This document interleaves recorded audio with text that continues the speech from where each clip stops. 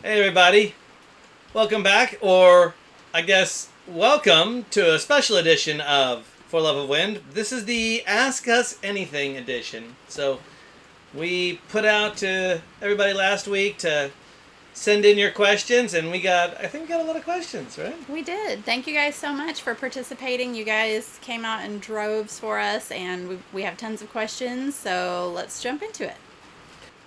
We want to give a special shout out to our new patrons, Richard Sprout, Anthony Langley, and John Ruff. Thank you guys so much for your support and your generosity. It means everything to us. So the first early release video comes out to patrons tomorrow, and it's a doozy. It's a painful one. Would you say that's fair? I would say that's fair. Are we No, that's all we're saying. Okay. No, the rest spoilers here. The rest of you have to wait a week. Anyway, so I guess let's just get into the questions. First off, the biggest question that we've gotten over and over and over and over and over again: did we get a survey?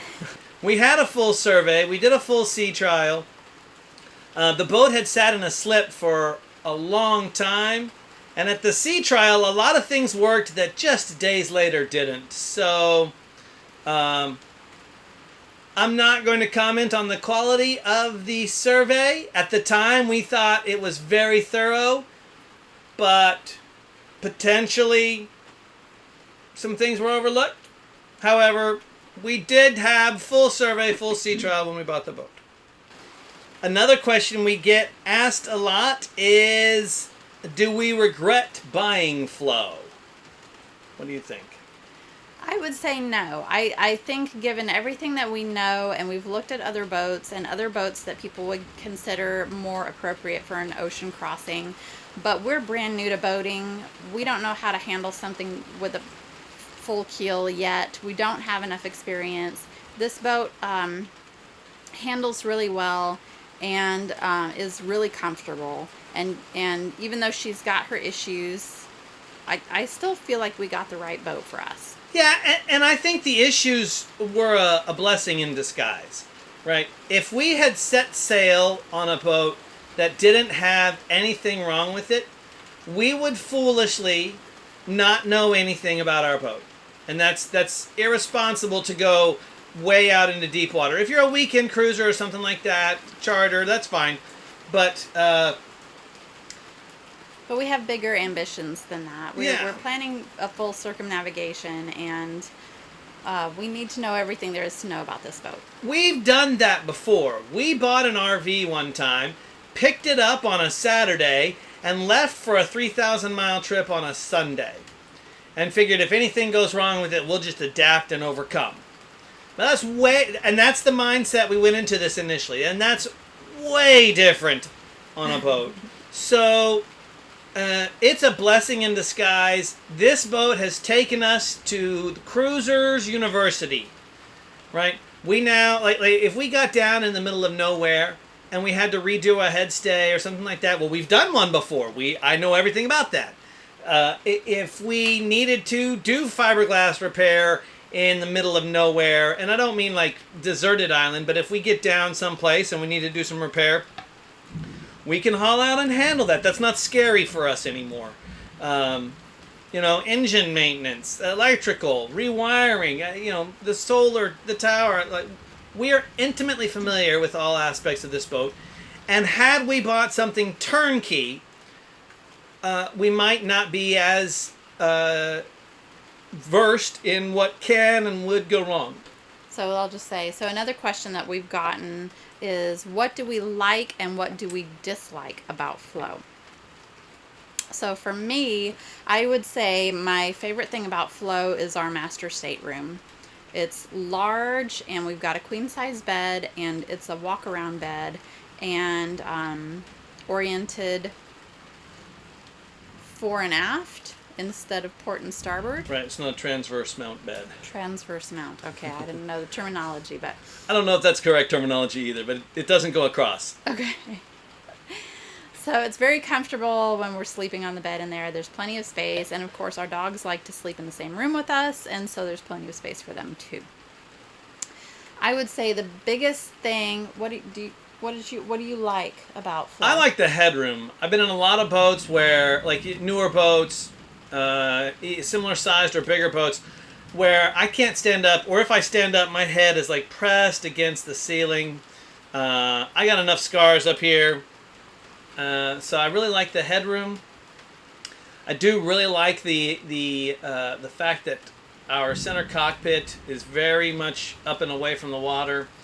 I don't feel nervous about a wave coming up on us or anything like that. So. That's a good one. I didn't even think about that. Yeah, That's all a the good lines one. to the cockpit, which I know that's a common with a lot of other boats, but Super important. yeah. Okay. All right. So, can we agree on what we dislike most about flow? Are we talking about from a design aspect or from how we bought it? Well, how we bought it, that's a different can of worms. Yeah, There's a so lot of things I don't like about that. I would agree that I dislike the cracked keel. I'll say a couple of things that I dislike. The galley sink, I feel like, is a little bit small, and I don't know if that's something that really can be resolved. It's good for the space that we have here, but it is pretty small, and trying to do dishes and not make a mess is a real challenge, and I would change that if I could. Keep going. Another thing? Another thing that I am not too keen on, and again, probably not something that can really be fixed because it's just the design of the boat, but a lot of the light switches are ceiling height, which for me makes them a little bit tough to reach, especially in the forward cabin where it's ceiling height and also like in the middle of the bed. So I have to really reach up and or climb up on the bed to turn the light on. But I would say by far the thing that I dislike the most about Flow is the companionway opening. So we have the slats instead of the doors that open up. And so anytime we go in and out, we have to crawl over the slats or remove them one at a time. And it's just inconvenient. And then the slats are nearly impossible to get in straight on the first try. That is by far my least favorite thing. Again, it's pretty minor. Overall, I like Flow a lot, and I think we got a good boat. Yeah, she will serve us well. This boat has been across the Atlantic twice, or I guess there and back.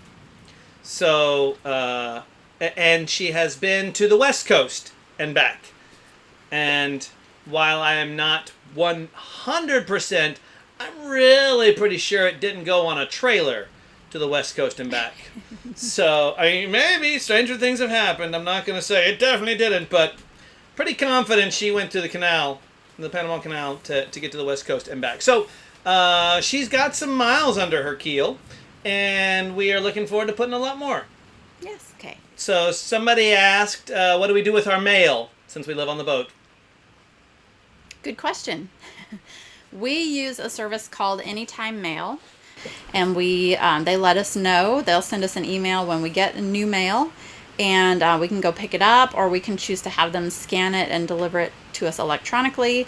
They'll also shred it or forward it to us, whatever we need, and packages too. So another question we got from you guys is, who got the bug to go sailing, and did it take a lot to convince the other one? I think that's a question for you. I got the bug to go sailing at like 12. Well, that's not true. Not sailing. I got the bug to go cruising around like 12. When I started seeing big motor yachts, trawlers and things like that. Not the luxury go fast, but trawlers and stuff like that. I really was in love with the concept. My family did a lot of camping and a lot of outdoor stuff, and so I became fascinated early on with that level of adventure and being out on your own. So I've kind of wanted to do that for a long time. I did get really into off-roading and overlanding at a young age. When I first met her, I told her I was gonna sail around the world. So this was not a surprise. She did give me the whole mm-hmm. Yeah, probably in my 30s, I realized if you want a powerboat around the world, you better have a big bank account. And now here we are in our 40s and Thank you. 40s, realizing that if you want to sail around the world, you better have a big bank account. So we're gonna get there without a big bank account. I think we'll do it. So, but yeah, so it didn't take much convincing. Once we were in like adventure mode, we did. I was in the military for a long time, and we moved around a lot. So we spent decades doing that, and then when we settled down, we got an RV, and we started traveling a lot. And so that kind of kept us on the cusp of adventure. We went work from home before COVID, back in 2018. And at that point started you moving around in the RV a lot more. This is before Starlink. We had hotspots and things like that. So after COVID, we decided, you know what, might as well just sell everything and try the boat thing. So there we go. That's that was the story. I didn't think it took that much to convince you. I think it took a little bit of convincing once we started really watching a lot of YouTube channels. I think that helped a lot because I got to see. My thought in the beginning was similar to I think a lot of people's thoughts, that sailing is being out on the open ocean for weeks and weeks at a time with just water and your boat and nobody else. And the truth is that you sail, but you sail to a location and then you spend time at the location. And so once we started watching the YouTube channels, I feel like I kind of started to see what was possible, and that made it a lot more exciting for me. Yeah. I think 6 years of Delos wore her down. Yes. No joke, people. Well, that bleeds into our next question. How long have we been together? What's our history? I was born in Texas. Went immediately from high school into the military for several years to get some money for college. Went to college to be a airline pilot. Actually, so I got my pilot's license, and I didn't completely finish college before I ran out of money in that regard. And started working in computers at that point, working for Dell back in the late 90s. That's when I met Misha at a car show. I'll let you continue. So we met in 1995 at a car show. There in Austin, there was an impromptu car show that would happen every weekend. It wasn't anything organized. It was just something with something that people with hot rods would show up at a parking lot at night, and they would share stories and show off cars. I did not have a hot rod. I had a drag racing. Awesome 1965 International Scout. I didn't have a hot rod either, but I did have a fully restored 1966 Mustang that I drove to this car show, and Cade poured over the car for a long time before he realized that there was a girl inside of it. And that's how we met. Yep. So that was in 95. We got married in 98. So this will be our 25-year anniversary coming up in October. Okay.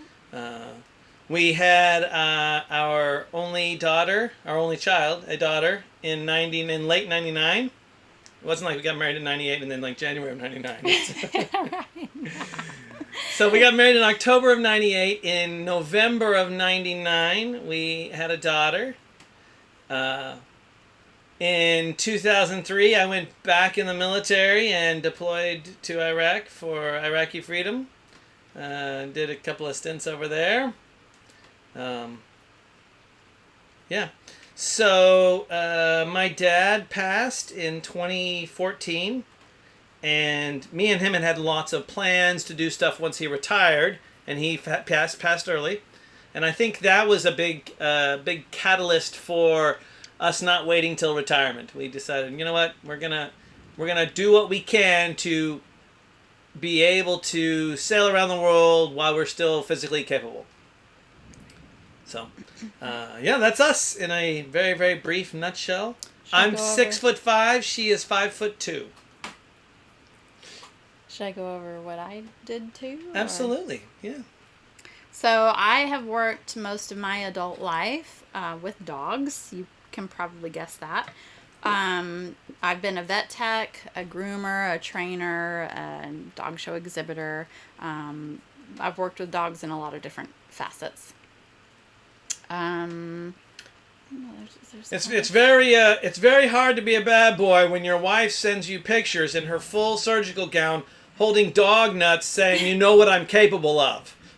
I did that. That's no joke. No, she really did. If I can find the picture, I'll include it in this video. She texted me that, and oh boy, better behave. So yeah. Oh, okay. So yeah, this is actually a really good question. Somebody asked, "How is our trust in surveyors?" Low. I think now we know much better about boats, such that I would let a surveyor go in there and do all this stuff, and I would, and I watched the last surveyor, but I didn't know what I was looking for. Right, we didn't know what questions to ask. And he would be in there doing stuff, and I would be, oh, okay, he's doing his thing. I can see down there. Yay, there's stuff down there. Yeah, when we get another boat, and this won't be our last boat, with that survey, I will be his little shadow, and he has all the technical expertise, but I will know. We will be much more aware of what goes on. So I wouldn't say I don't trust surveyors anymore, or I still have a very strong trust in surveyors, but now I'm not completely oblivious. Right, and I think that has a lot to do with it. We were naive, and we didn't really know anything about the process. And we also had found this, what we thought was a great deal on this boat that we really loved, and we felt like we were willing to overlook some things because we didn't want to miss out on the deal. And of course, the selling broker was in a hurry to sell the boat and putting a lot of time pressures on us. That's what I'm saying. We were just inexperienced, right. So I don't not trust anybody. But it's super important to get somebody that's that has experience with sailboats, and that knows a lot, and will take the time to go over every aspect of it. That is something I wanna call out. Boating experience and sailboating experience are two different experiences. We've talked to a lot of guys who are professionals but had never worked on sailboats before, and they have different solutions to things, and not, in my mind, the correct solutions. So experience with sailboats is an important part of that. Make sure when you're checking out a surveyor. We didn't ask. Our fault. Let's see, another question we got. Has the wobbly keel wobbled our plans for crossing oceans?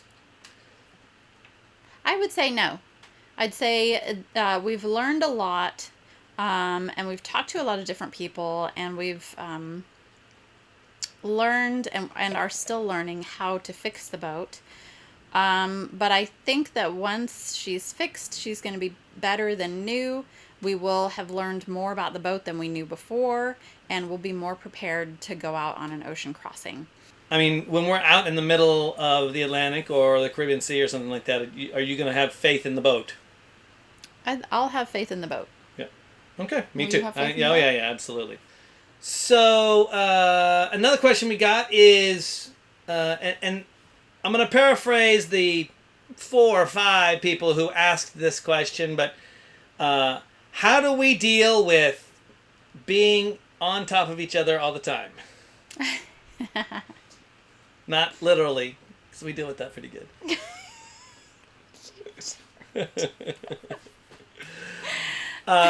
So Misha and I have been work from home since 2018. So prior to us getting in the boat, prior to COVID, we have kind of worked out all the kinks of never being apart. We traveled with the government a lot.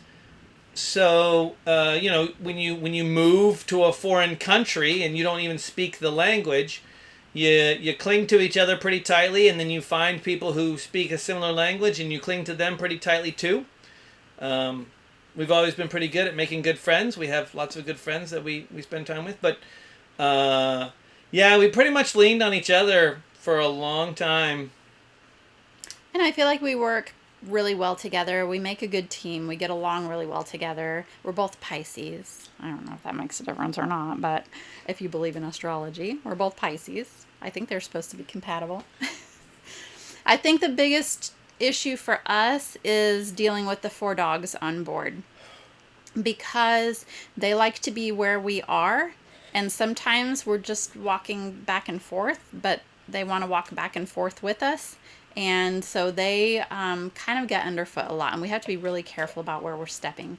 I've got Franklin next to me right now because he can't stand to be more than about a foot away from me.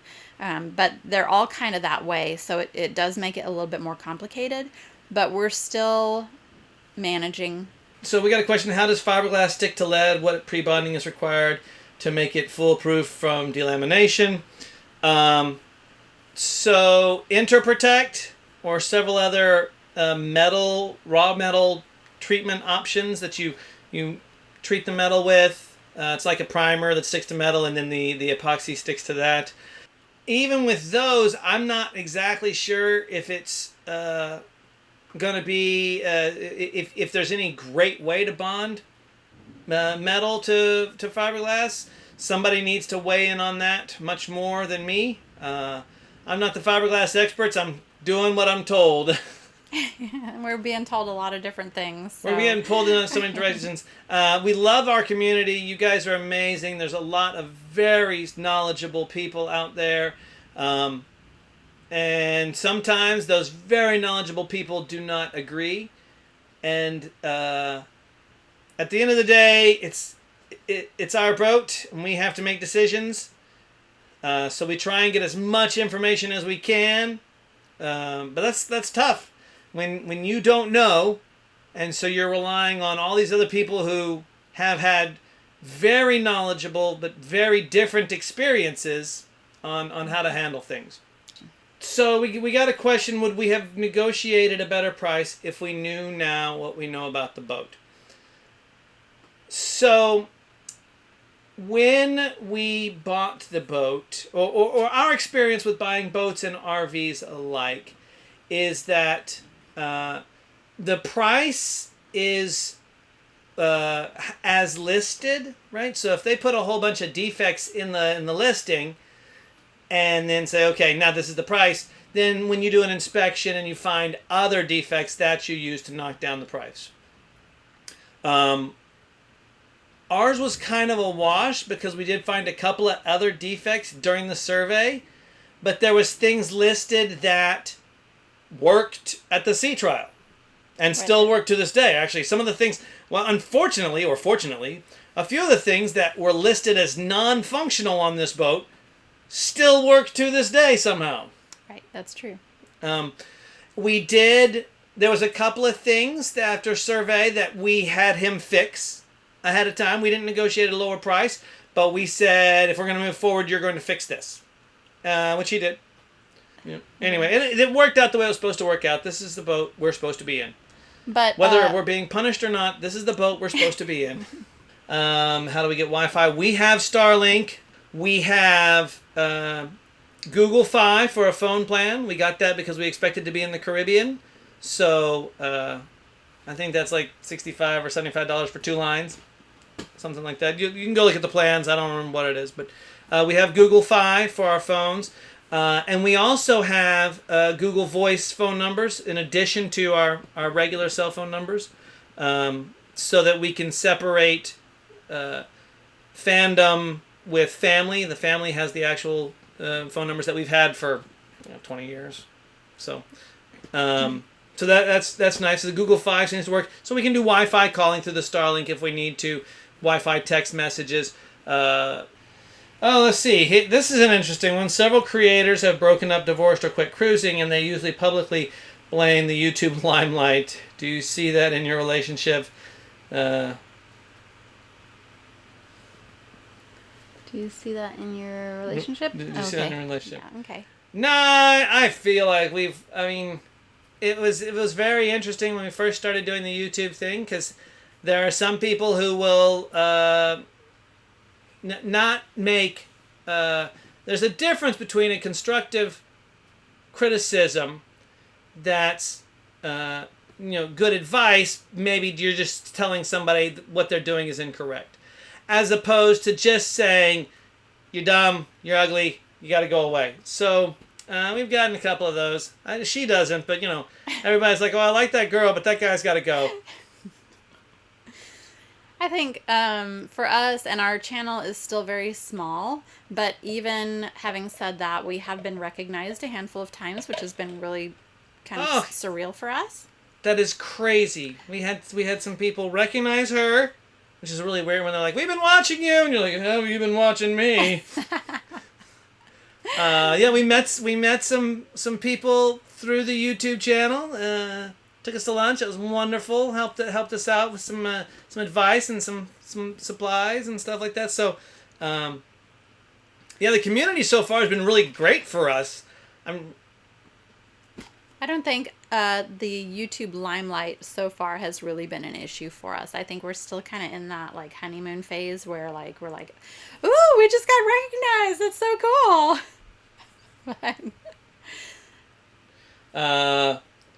Misha, okay. Shower in the cockpit or not?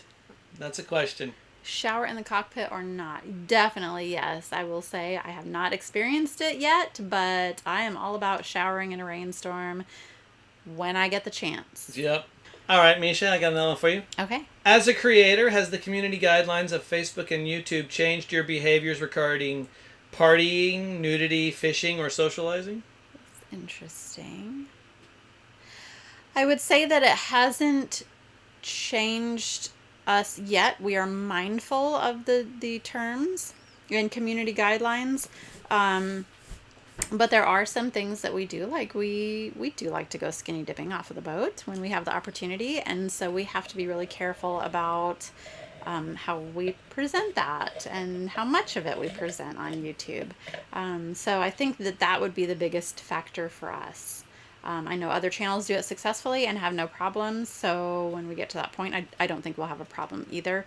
But so far, the community guidelines, pretty much everything we do has been in agreement with the community guidelines. We like to sunbathe with and try and get rid of tan lines, but I don't think it's going to be... One of the things we don't want to become is one of those channels that is just all about the bikinis and the parties and stuff like that. So, on top of the fact that we're a little older, I'm not going to say there won't be blurry bikinis in the future. Maybe a Patreon thing. Maybe so, yeah. Who washes the dishes? Who washes the dishes? Me. That's all there is to say about that. That's all there is to say about that. Who cooks? I would say we split the cooking pretty well. Yeah, I do most. I do the predominance of breakfasts. I cook breakfast most of the time. And then Misha will do dinner. I'd say about 2/3 of the time. I do about 1/3 of the dinners. I'll do dinner usually if it's in the galley, and Cade will do dinner exclusively if it's on the grill outside. Yeah. And I do pastas and sauces and stuff like that in the galley as well. What is our go-to wine for the boat? Oh, cheap. We were cab people for a long time. we like Chianti. Or maybe they're talking about a brand, but we're not afraid to drink like black box wine or something like that. You know. Yeah, I was gonna say there are some box wines that we actually like. That probably sounds terrible, but they stack well and they're good for provisioning also because you can kind of condense them into a smaller space and they take up. I'm rambling, but you can pack them in better than you can pack bottles. Yeah. And they're in that bag, so they stay sealed, so you don't have to go through it all in one sitting. Right, that's true. Although I don't mind going through a whole bottle in one sitting, but... Or a whole box? Or a whole box, that's different. What's your favorite spirit? Okay, I used to drink whiskey a lot, and I drank it to where I couldn't drink it anymore. But I've kind of started reintroducing whiskey into my kind of regular rotation, and I have found a cookie dough whiskey. Oh man. Dough Ball is the brand, cookie dough whiskey, and it is for any of you whiskey aficionados out there, don't ever try it because you will think it's disgusting. It is like licking the frosting off of a birthday cake. It's so sweet, but I love it. And I can put it directly in my glass and drink it straight. And I look like a whiskey drinking pro. And it's delicious. You like the Screwball peanut butter whiskey too? Screwball is good too, especially when you put it in the freezer. Oh, yeah. Yeah. So, yeah, I like whiskey. I like dark rums. So those would be my go-tos. What's your recipe for a sundowner? What would be your favorite sundowner? Oh boy, we do drink beer. We're both. We drink a lot of beer. Both, yeah. We like a good Corona at sunset, but I don't know. I would say that would probably be mine right there. What Misha's drinking right now is a '57 Chevy. So. And this is 1 shot of Southern Comfort, 1 shot of amaretto, fill with orange juice, and a splash of grenadine. And it's pretty delicious. Yeah, so that would be that. We really like cranberry and apple whiskey. Mm-hmm. Like you get some apple. That's really good too. Apple Jack or Apple Crown, which are expensive, or Apple Jim Beam, which is not expensive, and a big jug of cranberry juice. We really like that. That's really tasty. And I love anything with coconut, anything with coconut. So. Yeah. So the question is, what are you going to do when you get older? How old is too old to be on the boat cruising? Interesting. So our goal right now is to do a full circumnavigation. After that time, we'll reassess and see where we're at and if we want to keep doing it. Our kind of rules for right now are we're going to do it as long as we're physically able to, as long as we can afford it, and as long as we are enjoying it. And if any of those things fail to happen, then we'll call it quits at that time. One of them's really, really close. Oh, yeah, that's true. Yeah, we're running into credit cards now. So, can we afford it? That's really, really close to being done. Are we physically able? That's really, really close to being done. You guys will find more out about that next week. And can we enjoy it? Are we enjoying it? That's really right on the cusp there. I know this will get better, but yeah. So far, none of our criteria are being met for this to happen. It's gonna get better. So we're stubborn. I think we've taken up enough of everybody's time. The one last question that we did get, because Misha said, "What's the hammer and chisel for?" We found evidence of previous repair on our keel that went down onto the lead, and next week you'll see me chiseling it off the lead.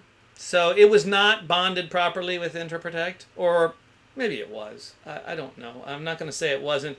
It just doesn't look like it. It just doesn't look like it. But y'all will see that next week. We'll dig into that a little deeper, and yeah, so next week you're also going to find out some very big things, very bad things happened this week. As always, Patreon patrons get stuff ahead of time. The next week's video is coming out to them probably tomorrow morning. So they'll get it nice and early for the week. and they've been getting real-time updates on all of this. So if you want to follow the journey closer and have more direct interaction with us, and want to support the channel, which we would really appreciate, patreon.com/forloveofwin. Thank you guys for watching. Don't forget to like, comment, and subscribe. Ring the notification bell and follow us on social media. Also, this week, hit us up on Patreon. All right. We'll see you next week. Bye.